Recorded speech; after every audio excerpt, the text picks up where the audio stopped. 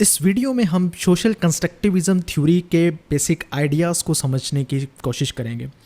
हम ये देखेंगे कि सोशल कंस्ट्रक्टिविज़म की जो थ्योरी है वो नियो रियलिज़म की थ्योरी की दी हुई आर्ग्यूमेंट्स को कैसे क्रिटिसाइज़ करती है, कैसे टैकल करती है।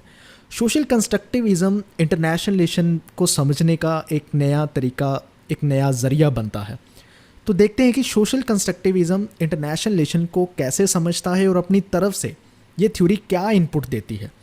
तो इनकी जो मेन या बेसिक अजम्पशन है, सबसे पहले उनको समझते हैं। कंस्ट्रक्टिविज़म टर्म जो है वो कॉइन की गई थी निकोलस ऑनफ की तरफ से सबसे पहले।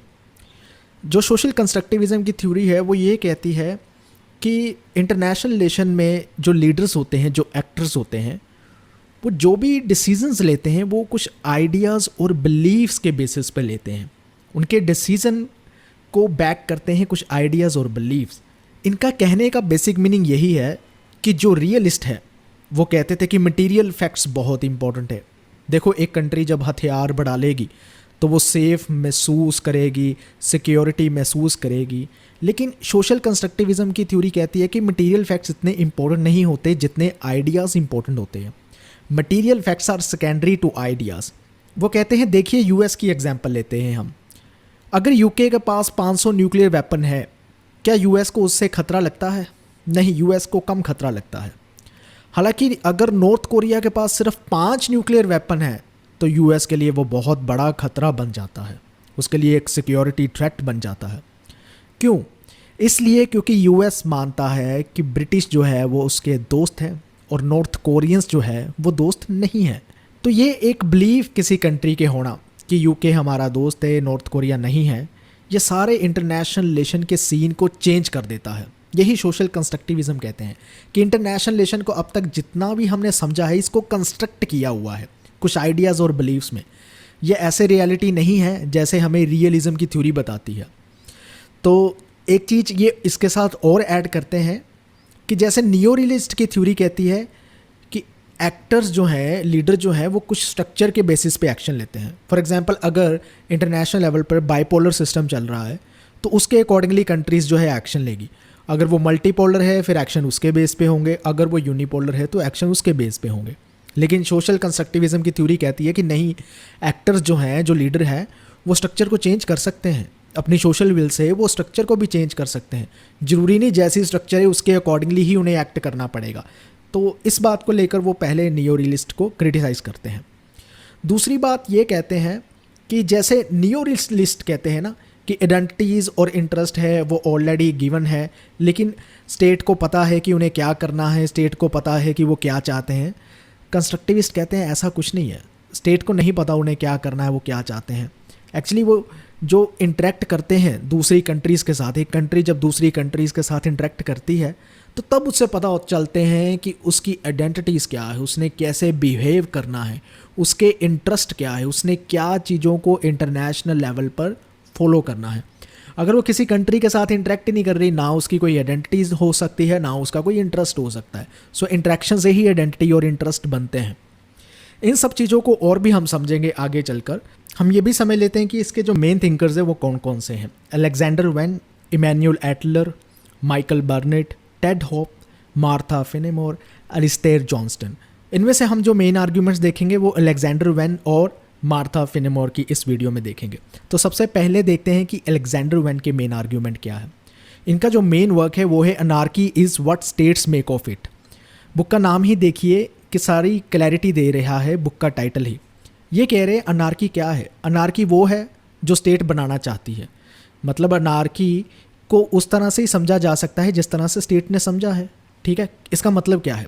इसका मतलब ये है कि अलेक्जेंडर वेन नियो रियलिस्ट को क्रिटिसाइज़ कर रहे हैं, क्योंकि नियो रियलिस्ट का मानना है कि अनार्की इंटरनेशनल लेवल पर एक ऐसी स्ट्रक्चर है जो मजबूर करती है कुछ ऐसे एक्शन लेने के लिए जो कंट्रीज़ अब तक लेती आ रही है।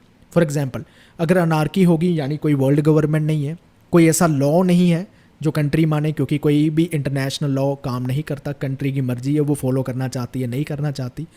तो इस सिचुएशन में जब कोई वर्ल्ड गवर्नमेंट ही नहीं है तो वो अपने आप पर निर्भर है, उसे अपनी हेल्प, सेल्फ हेल्प खुद करनी पड़ेगी। तो इसका मतलब ये हुआ कि अनार्की की वजह से उसमें डर बैठा रहेगा कि शायद मुझे कोई मार देगा। ठीक है, कोई मेरी कंट्री की टेरिटरी छीन लेगा। तो ये अनार्की की सिचुएशन की वजह से क्या होगा, वो अपनी सिक्योरिटी को इंक्रीज़ करेगा, वो हथियार लेकर आएगा, वो मिलिट्री लेवल पर, मटीरियल लेवल पर अपने आप को स्ट्रॉन्ग करना चाहेगा। लेकिन इसकी वजह से क्या होगा, इसकी वजह से दूसरे लोग जो है उनमें भी डर पैदा होगा। सो एक डर की भावना पैदा होगी, दूसरे पर ट्रस्ट नहीं करेंगे। तो दूसरे पर ट्रस्ट नहीं करेंगे तो कभी भी वार में इन्वॉल्व हो सकते हैं, कन्फ्लिक्ट में इन्वॉल्व हो सकते हैं।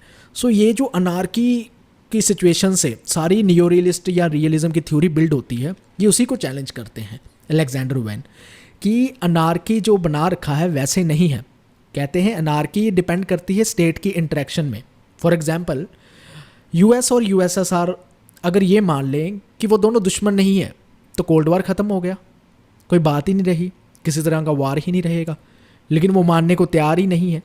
सो ये अनार्की नहीं है जिसकी वजह से दुश्मनी है, ये उनके बिलीव्स हैं कि यूएस और यूएसएसआर ये मानते हैं कि हम दुश्मन हैं। वो ये माने ही ना, वो माने हम दोस्त हैं। तो नार्की का क्या काम रहा। सो नार्की कंपेल नहीं कर रहे हैं कि स्टेट कैसे एक्शन ले रही है, वार में इन्वॉल्व हो रही है। ये बिल्कुल एक गलत धारणा है, इसको ट्विस्टेड तरीके से समझने की कोशिश कीजिए। अलेक्जेंडर वैन ये कहना चाहते हैं। वैन ये कहते हैं कि 3 तरह की अनार्की जो है अब तक इंटरनेशनल लेवल पर काम करती आई है। उनको वो 3 नाम देते हैं, एक है हॉब्सियन, एक है लोकियन और एक है कांतियन। अब एक एक करके इन अनार्की को समझते हैं। सबसे पहले आती है Hobbesian type of anarchy. Hobbesian क्या कहता है कि स्टेट एक दूसरे को दुश्मन की निगाह से देखते हैं, ठीक है, और इंटरनेशनल लेवल पर अनार्की है। इसलिए इंटरनेशनल लेवल पर ऐसा सीन बना हुआ है कि सभी एक दूसरे के अगेंस्ट है और सभी एक दूसरे में वार में इन्वॉल्व हो रखे हैं, war of all against all. तो हॉब्सियन अनार्की में ये है, ठीक है, स्टेट दुश्मन है और ऐसा वार है जो कभी ख़त्म ही नहीं हो सकता। मतलब उनमें कन्फ्लिक्ट चलते रहेंगे, उनमें वार आते रहेंगे, ठीक है, क्योंकि कन्फ्लिक्ट, ये जो वायलेंट कन्फ्लिक्ट है, यही एक तरीका है जीने का, इंटरनेशनल लेवल पर सर्वाइव करने का, अपनी एग्जिस्टेंस को बनाए रखने का। तो हॉब्सियन की जो अनार्की होगी अकॉर्डिंग टू वैन, वो ये है कि ये अनार्की सिर्फ 17th सेंचुरी तक रहती है। ये हॉब्सियन ने जो मेथड बताया है ये डोमिनेट करती आई है स्टेट सिस्टम 17th सेंचुरी तक। उसके बाद की जो अनार्की आती है उसे लोकियन अनार्की कहते हैं। लोकियन का मतलब है कि जॉन लॉक क्या कहता है। जॉन लॉक कहता है कि स्टेट जो है वो ठीक है, एक दूसरे को दुश्मन समझते हैं, ठीक है, राइवल समझते हैं, बट इसका मतलब ये नहीं है कि वो लड़ते झगड़ते रहें। वो अपने आप को रोक भी सकते हैं, वो संभाल सकते हैं। There is also a chance of restraint. और लोग का मानना ये है कि स्टेट अगर दूसरे को दुश्मन भी समझ ली, इसका मतलब नहीं उसको ख़त्म ही कर दे, उसका जो अस्तित्व है उसे ख़त्म कर दे, उसको एलिमिनेट कर दे। वो रिकॉग्नाइज करते हैं कि दूसरी स्टेट को भी एग्जिस्ट करना होगा, ठीक है। इसी तरह से हम जो है आगे चल सकेंगे, आगे बढ़ पाएंगे। तो लोकियन की ये जो फीचर है अनार्की का, ये तब आता है जब पीस ऑफ वेस्टफालिया साइन होता है, जब कंट्रीज़ जो है, स्टेट जो है, एक दूसरे की सोवरेनिटी को रिस्पेक्ट करना शुरू करते हैं, एक दूसरे की टेरिटरी को रिस्पेक्ट करते हैं और एक दूसरे के जो मैटर्स हैं उनमें इंटरफेयर करना बंद करते हैं। ये लोकियन फीचर तब आता है। अलेक्जेंडर वैन कहते हैं एक और तरह की अनार्की है जिसे कांतियन अनार्की कहते हैं। इसमें स्टेट एक दूसरे को दुश्मन समझते ही नहीं है, इसमें स्टेट एक दूसरे को फ्रेंड समझते हैं और अपनी जो डिस्प्यूट्स है उन्हें बड़ी पीसफुली, शांतिपूर्वक तरीके से सुलझाते हैं, एक दूसरे को सपोर्ट करते हैं जब भी कोई थर्ड पार्टी उनको थ्रेट करती है, धमकाती है, जहाँ कोई खतरा देती है। तो कांतियन का कल्चर क्या हुआ, ये कांतियन का कल्चर या कांतियन एनार्की कब इमर्ज होती है। कहते हैं हमें ये दिखती है सेकेंड वर्ल्ड वॉर के बाद। ये अलेक्जेंडर वैन का मानना है कि ये तब इमर्ज होती है ऐसी अनार्की और ऐसा कल्चर जब सेकेंड वर्ल्ड वॉर ख़त्म होता है और उसके बाद जो है लिबरल डेमोक्रेसीज़ जो कंट्रीज़ है वो कंसोलिडेट होती है। तो इस सारी चीज़ों से अलेक्जेंडर वैन बेसिकली क्या समझाना चाहते हैं, वो ये समझाना चाहते हैं कि अनार्की सिस्टम में मिलिट्री पावर इतनी ज़्यादा इम्पोर्टेंस नहीं रखती। मिलिट्री पावर थ्रेट रख सकती है, दूसरे स्टेट के लिए थ्रेट बन सकती है, ख़तरा बन सकती है, बट इसका मतलब ये नहीं है कि इसकी वजह से हमेशा ही उनमें दुश्मनी रहे, हमेशा ही उनमें आर्म रेसेस लगे रहें, हमेशा ही उनमें वार होते रहें, हमेशा ही कन्फ्लिक्ट होते रहें। सो इसलिए अलेक्जेंडर वैन समझाना चाहते हैं कि अनार्की को जिस तरह से हमें रियलिज्म की थ्योरी ने समझाया या नियो रियलिज्म की थ्योरी को समझाया वैसे नहीं है। अनार्की को थोड़ा इससे ऊपर उठकर भी समझना होगा कि स्टेट अनार्की की सिचुएशन को समझते कैसे हैं, देखते कैसे हैं। ये चीज़ को समझना होगा। तो अलेक्जेंडर वैन कंक्लूड करते हैं कि स्टेट्स में इंटरेक्शन हो सकती है, स्टेट कोऑपरेट कर सकते हैं, चाहे अनार्की का कल्चर है लेकिन फ्रेंडली कल्चर हो सकता है अनार्की का, जैसे लॉक ने समझाने की कोशिश की, जकांत ने समझाने की कोशिश की, वैसा अनार्की का कल्चर जो है हमें इंटरनेशनल रिलेशन में मिल सकता है। नेक्स्ट थिंकर है मार्था फाइनमोर। इनका क्या कहना है, इनका मेन वर्क है national interest in international society, जो 1996 में पब्लिश होता है। ये सबसे पहले ये कहते हैं कि इंटरनेशनल सोसाइटी में कुछ नॉर्म्स होते हैं और ये नॉर्म्स ही डिफाइन करते हैं स्टेट की आइडेंटिटीज़ को, स्टेट के इंटरेस्ट को। इसको थोड़ा और समझते हैं कि किन नॉर्म्स की बात कर रहे हैं। ये बात कर रहे हैं उन नॉर्म्स की जो इंटरनेशनल ऑर्गेनाइजेशन ट्रांसमिट करती है या इंटरनेशनल ऑर्गेनाइजेशन दूसरी कंट्रीज़ को देती है या सेट करती है कि आपने क्या करना है, उनके बिहेवियर को मोल्ड करने के लिए, डायरेक्शन देने के लिए। तो ये इंटरनेशनल ऑर्गेनाइजेशन ये बताती है कि स्टेट का इंटरेस्ट क्या है, स्टेट को क्या करना चाहिए, कैसे। एग्जाम्पल से समझते हैं, जैसे यूनेस्को बताता है कि गवर्नमेंट कैसे चलनी चाहिए, सरकारी कैसे चलनी चाहिए, साइंस ब्यूरोक्रेसी पॉलिसी होनी चाहिए एक कंट्री में, मतलब ब्यूरोक्रेसी सब जगह एक जैसी होनी चाहिए, वो फॉलो कर सकते हैं। रेड क्रॉस वाले क्या बताते हैं, ये भी इंटरनेशनल ऑर्गेनाइजेशन है, ये कंट्रीज़ को ये बताती है कि वार में कंट्रीज़ का अप्रोप्रिएट बिहेवियर कैसा होना चाहिए, वार में एक कंट्री का बिहेवियर कैसा होना चाहिए, उनको जो है स्टेट को जब वार में इन्वॉल्व हो किन किन बातों का ध्यान रखना चाहिए। ठीक है, जैसे जो दूसरे नॉर्मल सिटीज़न हैं उनकी कैजुअलिटी कम होनी चाहिए अगर वार हो भी रहे हैं। ठीक है, दूसरे सैनिक जो जख्मी पड़े हैं उनकी भी अगर हेल्प की जा सकती है तो की जानी चाहिए, उनको अबंडन नहीं करना चाहिए, प्रिजनर ऑफ वार नहीं बनाने चाहिए। तो ये क्या कर रही है, रेड क्रॉस एक तरह से उनको बता रही है कि उनका इंटरेस्ट क्या है, उन्हें क्या करना चाहिए। इसी तरह वर्ल्ड बैंक भी जो है वो डेवलपिंग कंट्रीज़ को बताता है कि आपने अपनी गरीबी को कैसे दूर करना है, पॉवर्टी एलिवेशन प्रोग्राम कैसे लेकर आने हैं। तो मार्था फेनेमोर का कहना ये है कि जो इंटरनेशनल रिलेशन में आइडेंटिटीज़ है वो गिवन नहीं है जैसे रियलिज्म वाले मानते हैं, वो आइडेंटिटीज़ को क्रिएट किया जाता है, उनके इंटरेस्ट को बताया जाता है कि उनके इंटरेस्ट क्या है, उनकी आइडेंटिटीज़ और इंटरेस्ट जो है वो कंस्ट्रक्ट किए जाते हैं। इसलिए इन सभी थिंकर को सोशल कंस्ट्रक्टिविज्म की थ्योरी में रखा जाता है, क्योंकि ये मानते हैं कि ये सारी चीज़ें कंस्ट्रक्ट की जाती है, ये बनाई जाती है। ठीक है, ये ऐसे नहीं है कि अपने आप ही चल रही है और किसी कंट्री का, किसी लीडर का किसी चीज़ पर कंट्रोल नहीं है, उनके बिहेवियर को भी राइट डायरेक्शन दी जाती है थ्रू इंटरनेशनल ऑर्गेनाइजेशन, ये कहना है। लेकिन फिर भी सोशल कंस्ट्रक्टिविज्म को क्रिटिसिज्म फेस करना पड़ता है जो रियलिज्म या नियो रियलिज्म के थिंकर हैं। तो नियो रियलिस्ट की थ्योरी ये आर्ग्यू करती हैं कि इंटरनेशनल नॉर्म्स ठीक है, इंटरनेशनल ऑर्गेनाइजेशन ने बता दिए जैसे मार्था कह रही हैं, तो इसका मतलब ये नहीं है उन्हें मानने पड़ेंगे, वो ईजिली डिसरिगार्ड कर सकते हैं। अगर उन्हें लगता है कि ये हमारे फेवर में नहीं है तो वो इंटरनेशनल नॉर्म्स क्यों मानेंगे, वो नहीं मानेंगे। जरूरी नहीं है कि इंटरनेशनल ऑर्गेनाइजेशन बन गई, उन्होंने कहा कि आपको ये चीज़ें फॉलो करनी वो फॉलो करेंगे, नहीं, हो सकता है वो डिसरिगार्ड भी कर दें।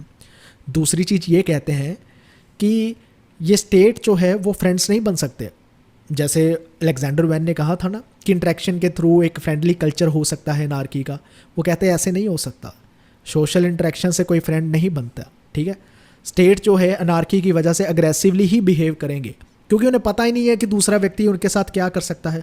यहाँ व्यक्ति का मतलब है दूसरी कंट्री, दूसरा नेशन क्या कर सकता है, नहीं पता उन्हें। सो ये जो अलेक्जेंडर वैन समझाना चाहते हैं ये गलत है, इस बेस पे वो क्रिटिसाइज़ करते हैं। सो तीसरी चीज़ में भी वो यही चीज़ समझाना चाहते हैं कि स्टेट जो है वो ये नहीं जानते कि अगले जो कंट्रीज़ है उनकी रियल इंटेंशन क्या है, इसलिए उनको कैसे फ्रेंड मान लें। जिस आदमी पे भरोसा नहीं है, जिस कंट्री पे भरोसा नहीं है, उसकी रियल इंटेंशन क्या पता हमें नुकसान कर दे, क्या पता हमारे दुश्मन के साथ मिल जाए, कैसे माने वो फ्रेंड है। सो हमेशा अनसर्टेनिटी रहेगी, अनार्की रहेगी, अनसर्टेनिटी और अनार्की की वजह से कन्फ्लिक्ट रहेंगे, वार रहेंगे, आर्म रेसेस रहेंगी, ये सारी चीज़ें चलती रहेंगी नियो रियलिज्म के अकॉर्डिंगली। ये सोशल कंस्ट्रक्टिविज्म की बातों को नहीं मानते। तो उम्मीद करता हूँ आपको ये कंसेप्ट सोशल कंस्ट्रक्टिविज्म का समझ आया होगा, इनके मेन आर्ग्यूमेंट समझ आए होंगे। इन्होंने एक नई इनपुट दी है इंटरनेशनल रिलेशन को समझने के लिए, जैसे उन्होंने बहुत सही तरीके से समझाया था अलेक्जेंडर वैन ने कि यूएस के लिए 500 हथियार खतरा नहीं है यूके के, लेकिन नॉर्थ कोरिया के 5 हथियार खतरा है। तो इस चीज़ से आप समझ सकते हैं कि हाँ कुछ तो गड़बड़ है, इंटरनेशनल रिलेशन को और भी तरीके से समझा जा सकता है। और भी एक बहुत बढ़िया उन्होंने एग्जांपल दी थी कि अगर यूएस और यूएसएसआर मान ले कि वो दोस्त हैं, दुश्मन है ही नहीं, कोल्ड वॉर फिर किस बात का, कोल्ड वॉर ख़त्म हो जाएगा। तो ये इनपुट, छोटे छोटे इनपुट बहुत ज़रूरी होती है, ये चेंज करती है हमारा नज़रिया इंटरनेशनल रिलेशन को देखने का। सो इस वीडियो को देखने के लिए धन्यवाद, थैंक यू।